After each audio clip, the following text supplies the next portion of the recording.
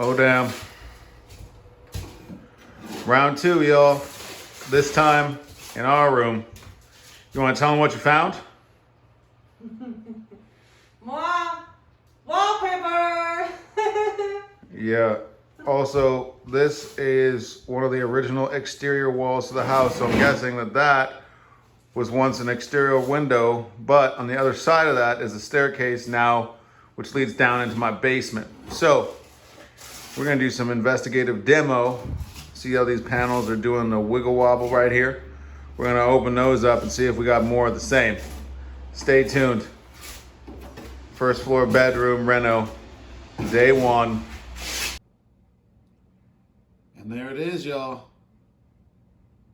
After the TI. Restoring that thing to its new freshness.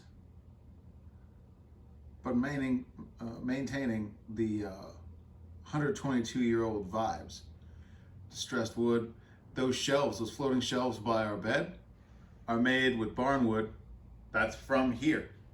That old. So we kept some of the old school with the new school.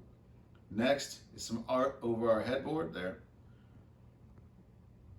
But I'm pretty impressed. What do you think, girl? Looks good. Yeah. Self-made.